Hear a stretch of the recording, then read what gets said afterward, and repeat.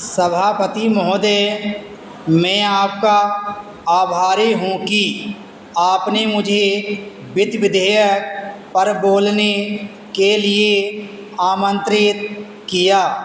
जिन परिस्थितियों में यह बजट आया, उन परिस्थितियों की चिंता प्रायः सभी मित्रों ने की है।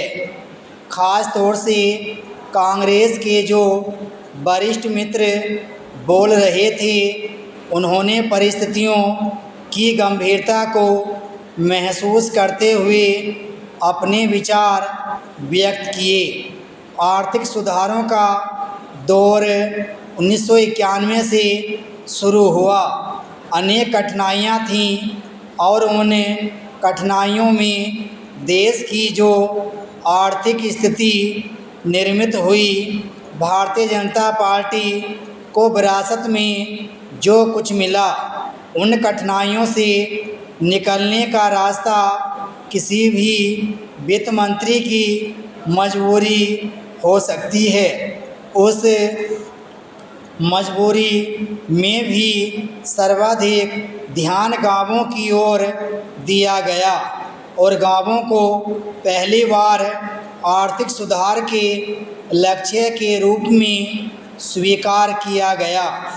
मैं समझता हूँ कि यह महात्मा गांधी के उन सपनों को साकार करने का अवसर देना था जिसकी प्रतीक्षा पिछले कई वर्षों से यह देश कर रहा था।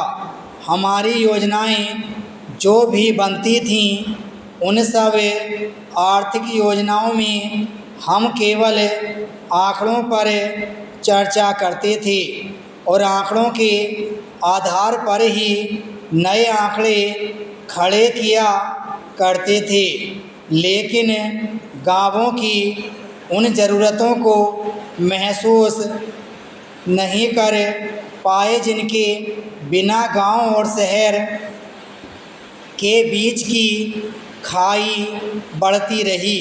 नतीजा यह हुआ कि मानव संसाधन की दृष्टि से हम काफ़ी पीछे चले गए।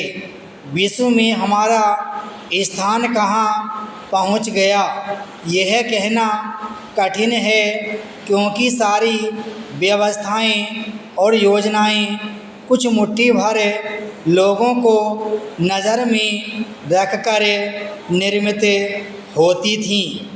करोड़ों लोग जो गांवों में बसते थे, उनके पीने के पानी की चिंता, आने जाने के लिए रास्तों की चिंता, रोशनी के लिए बिजली की चिंता, खेतों में पानी पहुँचे इसकी चिंता, उनकी उत्पादकता बढ़े इसकी चिंता और उनके उत्पाद की अच्छी कीमत मिले इसकी चिंता बहुत कम की जाती थी, शायद नहीं के बराबर की जाती थी।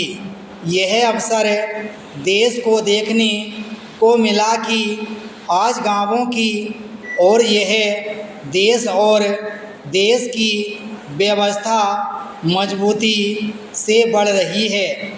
अभी पिछले महीने ही हम लोग आंध्र प्रदेश के जनपद के एक गांव में गए थे और उस समय हमारे ग्रामीण विकास मंत्री महोदय भी साथ में थे।